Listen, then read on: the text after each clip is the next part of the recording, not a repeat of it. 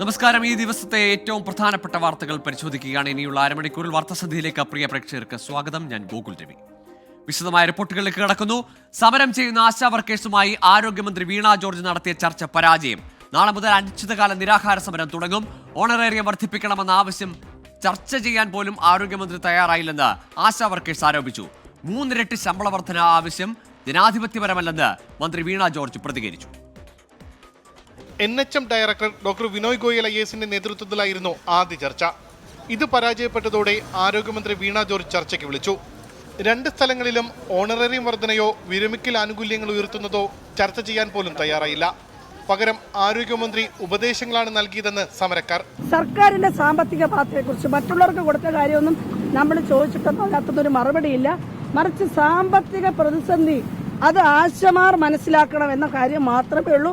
ശമ്പളം കൂട്ടില്ല എന്ന നിലപാട് സംസ്ഥാനത്തിനില്ല.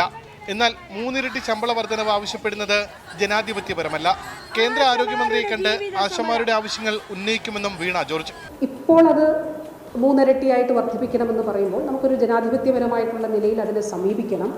അത് സംബന്ധിച്ച് ഗൈഡ് ലൈനിൽ മോഡിഫിക്കേഷൻ വരുത്തുകയും ചെയ്യണമെന്നുള്ള കാര്യം കേന്ദ്ര സർക്കാരിനോട് ആവശ്യപ്പെടും. കേന്ദ്ര ആരോഗ്യമന്ത്രിയെ ഈ ആഴ്ച തന്നെ ഞാൻ പോയി കണ്ട് ഈ കാര്യങ്ങൾ ആവശ്യപ്പെടുന്നതാണ്. സന്നദ്ധ പ്രവർത്തകർ എന്ന നിർവചനം മാറ്റണമെന്നതടക്കം കേന്ദ്രത്തോട് ആവശ്യപ്പെടുമെന്നും ആരോഗ്യമന്ത്രി അറിയിച്ചു. ചർച്ച പരാജയപ്പെട്ടതോടെ ആശാ വർക്കേഴ്സ് റോഡ് ഉപരോധിച്ചു.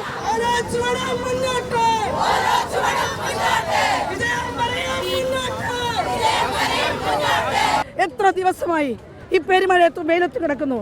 ഞങ്ങളിൽ പെരുമഴ കൊള്ളും. ആശാ വർക്കർമാർ മലയും കാടും എല്ലാം തോടും താണ്ടി തന്നെയാണ് പ്രവർത്തിച്ചുകൊണ്ടിരിക്കുന്നത്. ഞങ്ങൾ സഹിക്കും, പക്ഷേ ഒരു പരിധി ഉണ്ടെന്ന് ഓർക്കണം. അതിനൊക്കെ ചർച്ചകൾ പരാജയപ്പെട്ടതോടെ നാളെ മുതൽ അനിശ്ചിതകാല നിരാഹാര സമരം ആരംഭിക്കാനാണ് ആശാ വർക്കേഴ്സിന്റെ തീരുമാനം. പ്രതിപക്ഷ നേതാവ് ഇന്ന് മുഖ്യമന്ത്രിയെ കണ്ട് സമരം ഒത്തുതീർപ്പാക്കണമെന്ന് ആവശ്യപ്പെട്ടിരുന്നു. 24 തിരുവനന്തപുരം. ആശാ വർക്കേഴ്സിന്റെ ഇൻസെന്റീവ് വർധന സമയബന്ധിതമായി പരിഗണിക്കുമെന്ന് ആവർത്തിച്ച് കേന്ദ്ര ആരോഗ്യമന്ത്രി JP നഡ്ഡ. ആരോഗ്യ മന്ത്രാലയത്തിന്റെ ഉന്നതതല സമിതി ആശാ വർക്കേഴ്സിന്റെ ഇൻസെന്റീവ് വർദ്ധിപ്പിക്കാൻ ശുപാർശ ചെയ്തിട്ടുണ്ടെന്നും കേന്ദ്രമന്ത്രി രാജ്യസഭയിൽ പറഞ്ഞു. मैं इतना ही कहना चाहूंगा क्योंकि मिशन स्टीयरिंग ग्रुप ने इसमें आशा वर्कर्स के फाइनेंशियल सिचुएशंस को ध्यान में रखते हुए इसको और जितना समय समय पर एनहांस करने की बात आएगी वो हम जरूर करेंगे. പ്രസ്താവനകൾ കൊണ്ട് മാത്രം കാര്യമില്ല, പരിഹാരമാണ് വേണ്ടതെന്ന് ആശാ വർക്കേഴ്സ് പ്രതികരിച്ചു. എത്ര ദിവസമായി ഈ പെരുമഴയത്തും വെയിലത്ത് കിടക്കുന്നു. ഞങ്ങളിൽ പെരുമഴ കൊള്ളും. ആശാ വർക്കർമാർ മലയും കാടും എല്ലാം തോടും താണ്ടി തന്നെയാണ് പ്രവർത്തിച്ചുകൊണ്ടിരിക്കുന്നത്. ഞങ്ങൾ സഹിക്കും, പക്ഷേ ഒരു പരിധി ഉണ്ടെന്ന് ഓർക്കണം. അതിനൊക്കെ ലഹരിക്കും അക്രമത്തിനുമെതിരെ 24ന്റെ ജനകീയ പ്രതിരോധ യാത്ര തുടരുന്നു. SKN40 മൂന്നാം ദിനം.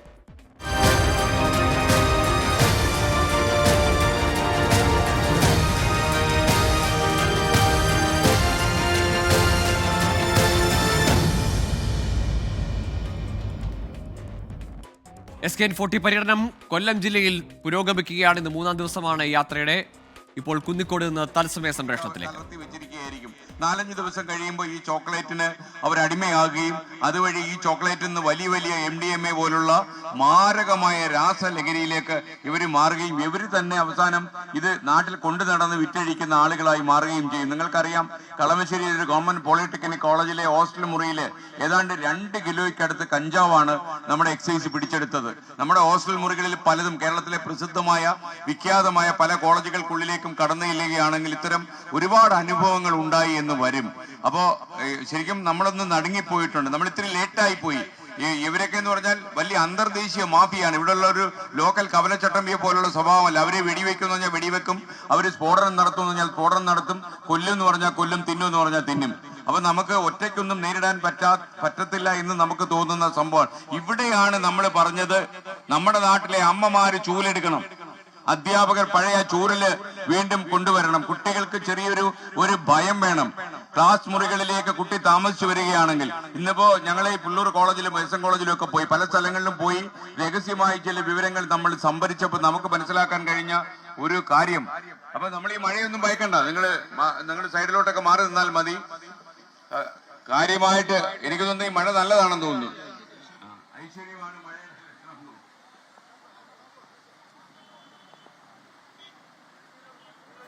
കുന്നിക്കോടാണ് SKN40 കേരള യാത്രയുടെ പര്യടനം ഇപ്പോൾ തുടരുന്നത്.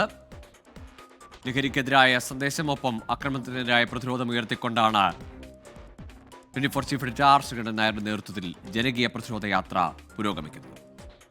മറ്റു വാർത്തകളിലേക്ക്. പ്രധാനമന്ത്രി നരേന്ദ്രമോദിയെ വീണ്ടും പ്രശംസിച്ച doctor Shashi Tharoor MP. Ukraine Russia യുദ്ധത്തിൽ പ്രധാനമന്ത്രി നടത്തിയ ഇടപെടൽ ശരിയായിരുന്നുവെന്ന് ഡോക്ടർ ശശി തരൂരിന്റെ പ്രതികരണം. ഭാരതീയൻ എന്ന നിലയിലാണ് താൻ സംസാരിച്ചതെന്നും വിഷയത്തിൽ രാഷ്ട്രീയം കാണേണ്ടതില്ലെന്നും ശശി തരൂർ വിശദീകരിച്ചു. പരാമർശത്തെക്കുറിച്ച് അറിയില്ലെന്നായിരുന്നു KPCC അധ്യക്ഷന്റെയും പ്രതിപക്ഷ നേതാവിന്റെയും പ്രതികരണം. The policy has meant that India has actually a prime minister who can hug both the president of Ukraine and the president of Moscow 2 weeks apart and be accepted in both places, and therefore India is in a position where it can make a difference. Ukraine പ്രസിഡന്റിനെയും Russian പ്രസിഡന്റിനെയും ആലിംഗനം ചെയ്യാൻ കഴിയുന്ന ഒരു പ്രധാനമന്ത്രി ഇന്ത്യക്കുണ്ട്. ഇരു രാജ്യങ്ങളിലുമുള്ള ഇന്ത്യയുടെ സ്വീകാര്യതയാണ് ഇതിലൂടെ അർത്ഥമാകുന്നതെന്നായിരുന്നു ഡൽഹിയിലെ റൈസിന ഡയലോഗിൽ ശശി തരൂർ കോൺഗ്രസിനെ വെട്ടിലാക്കി നടത്തിയ പരാമർശം ചർച്ചയായതോടെ താൻ പറഞ്ഞതിൽ രാഷ്ട്രീയം കാണേണ്ടതില്ലെന്ന് ശശി തരൂർ വിശദീകരിച്ചു. ഇത് വലിയൊരു അതിശയമുള്ള കാര്യം. ഞാൻ ഒരു ഭാരതീയനായിട്ട് സംസാരിച്ചൊരു വിഷയമാണ്, പക്ഷെ ഇതിൽ രാഷ്ട്രീയം ഞാൻ കാണുന്നില്ല. എന്നാൽ ശശി തരൂരിന്റെ പരാമർശത്തെക്കുറിച്ച് കേട്ടിട്ടില്ലെന്നായിരുന്നു KPCC അധ്യക്ഷൻ K. സുധാകരന്റെയും പ്രതിപക്ഷ നേതാവ് VD സതീശന്റെയും മറുപടി. ഞാനത് കേട്ടിട്ടില്ല, ഞാനത് വിലയിരുത്തിയിട്ടില്ല. അത് മാത്രമല്ല, അങ്ങനെ പറഞ്ഞെങ്കിൽ തന്നെ അത് പാർട്ടി വിലയിരുത്തി പാർട്ടിന്റെ ഭാഗത്ത് നിന്ന് അതിന് നേരെയുള്ള ഒരു പ്രതികരണം ഉണ്ടാവും. ഞാൻ കേട്ടില്ല, ഞാൻ അദ്ദേഹം കേട്ടില്ല. ഞാൻ പറഞ്ഞിട്ട് പറഞ്ഞിരിക്കല്ല, നമുക്ക് കാണുമല്ലോ എപ്പോഴും എന്താണെന്ന് നോക്കിയിട്ട് പറയാമല്ലോ. കോൺഗ്രസിനെ പ്രതിരോധത്തിലാക്കിയ പരാമർശം BJP ഏറ്റെടുത്തു. മോദി നയതന്ത്രത്തെ തരൂർ പുകഴ്ത്തിയത് അഭിനന്ദനീയമെന്നായിരുന്നു BJP സംസ്ഥാന അധ്യക്ഷൻ K. സുരേന്ദ്രന്റെ പ്രതികരണം. സത്യത്തിൽ ഈ പ്രസ്താവന രാഹുൽ ഗാന്ധിയുടെ മുഖത്തേറ്റ ഒരടിയാണ്. ശശി തരൂർ ഒരു സത്യം പറഞ്ഞു, രാഹുൽ ഗാന്ധി ഒഴിച്ച് ബാക്കി എല്ലാവരും അംഗീകരിക്കുന്ന ഒരു സത്യമാണ്. ആ നിലയിൽ തരൂർ അഭിനന്ദനം അർഹിക്കുന്നു.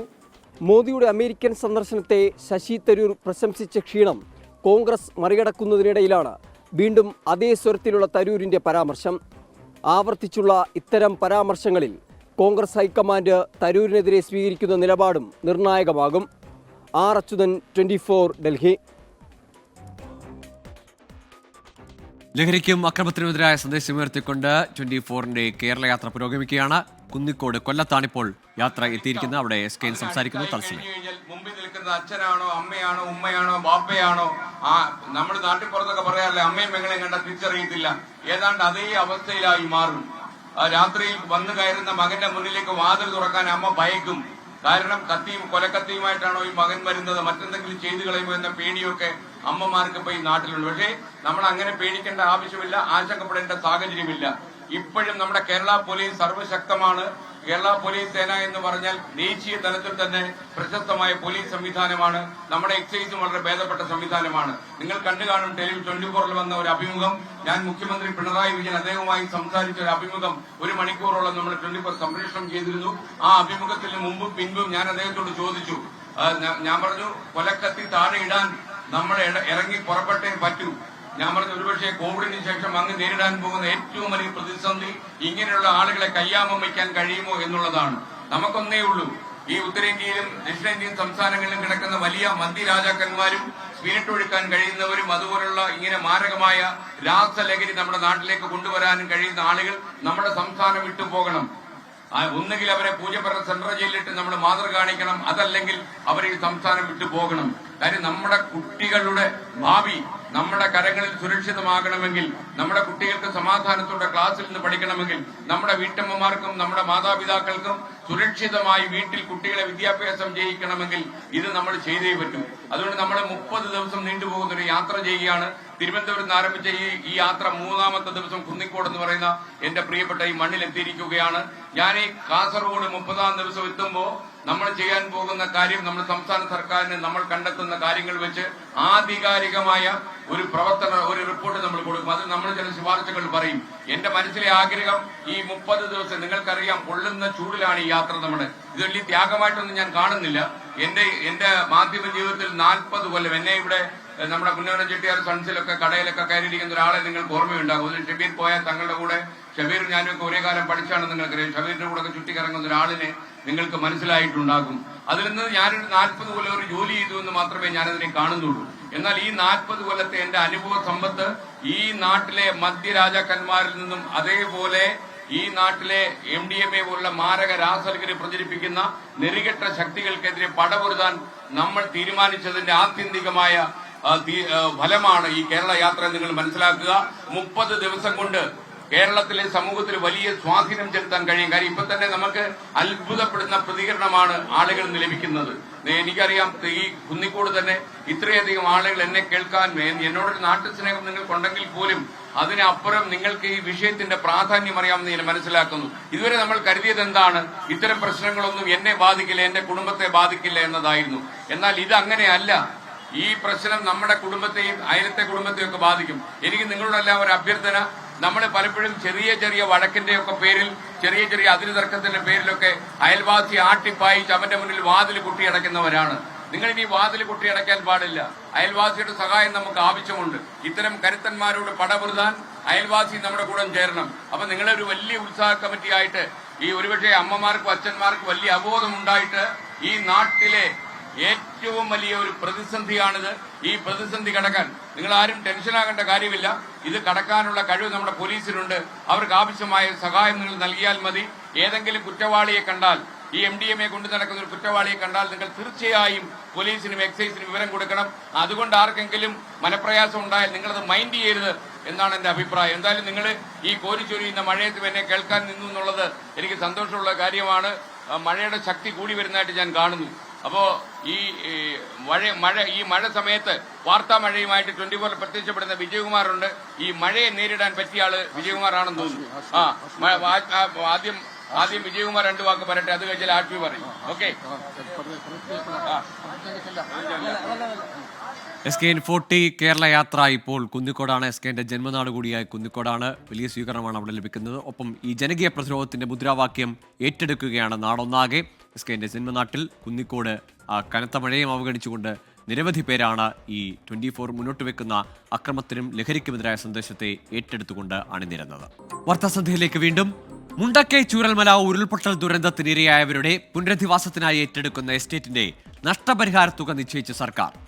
64 ഏക്കർ ഭൂമിക്കായി 26,56 ലക്ഷം രൂപയാണ് സർക്കാർ നൽകുക.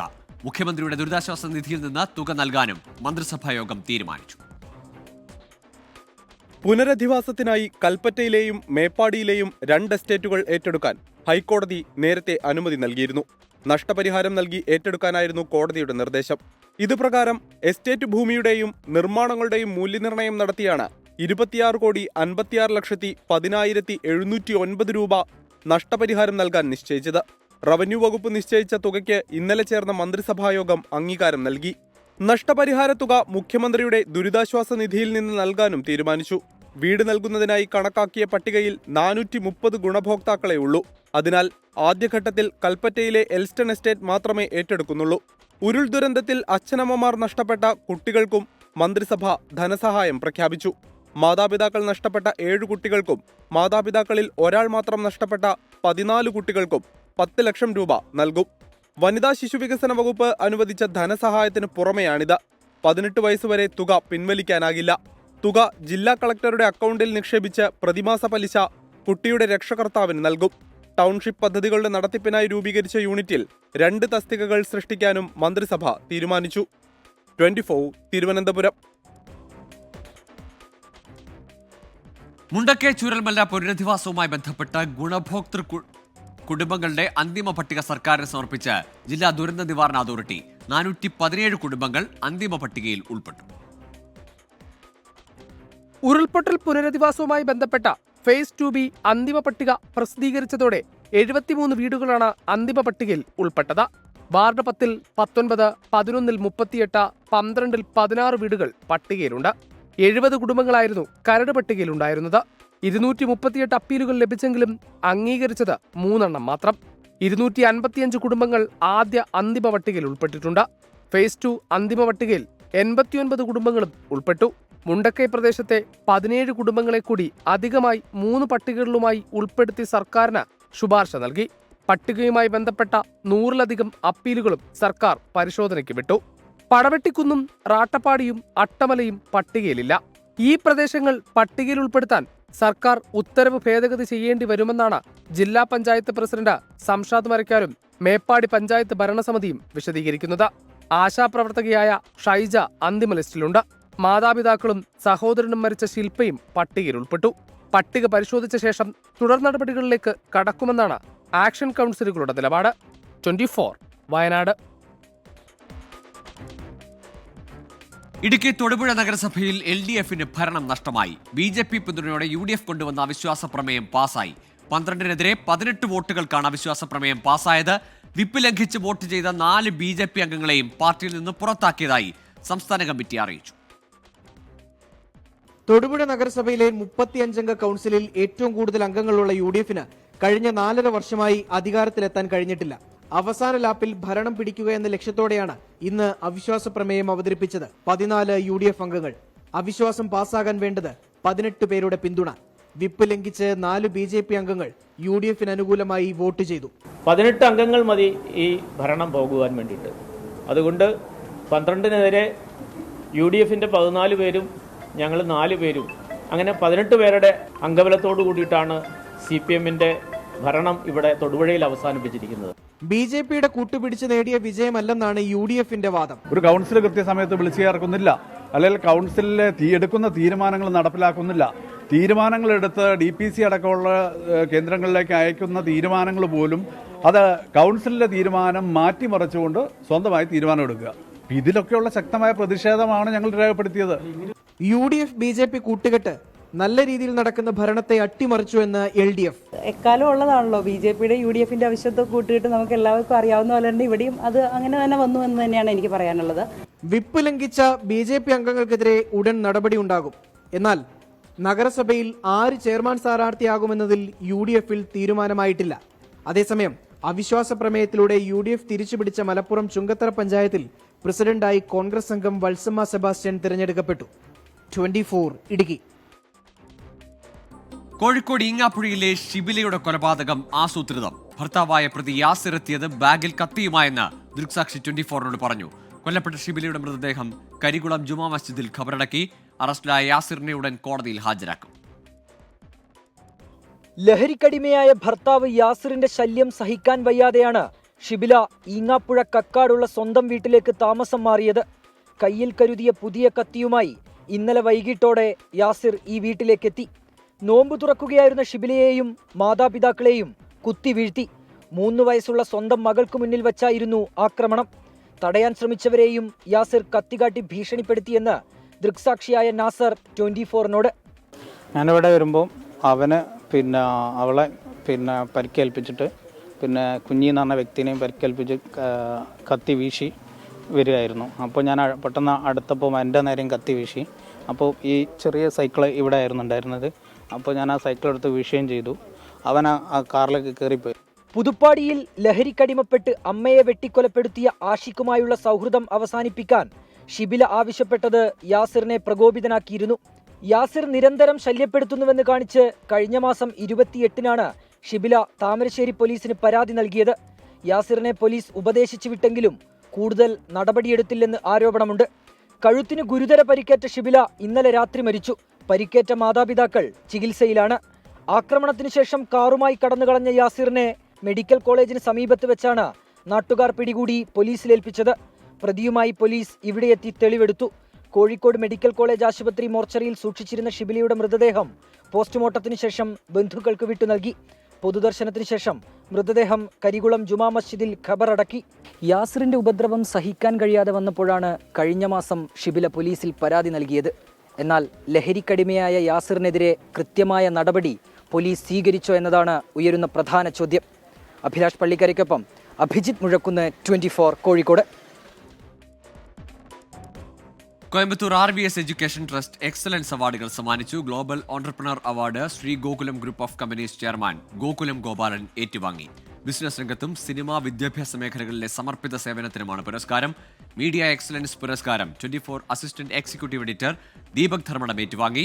RVS trust chairman doctor K Senthil Ganesh പുരസ്കാരങ്ങൾ വിതരണം ചെയ്തു. PK നടരാജൻ, ശ്രീവിദ്യ, സാറാമ സാമുവൽ തുടങ്ങിയവർ പങ്കെടുത്തു. ഇനി ഈ മണിക്കൂറിലെ കാലാവസ്ഥ. ഇപ്പോഴത്തെ കാലാവസ്ഥ സമർപ്പിക്കുന്നത് Berger Paints, 100 years of trust.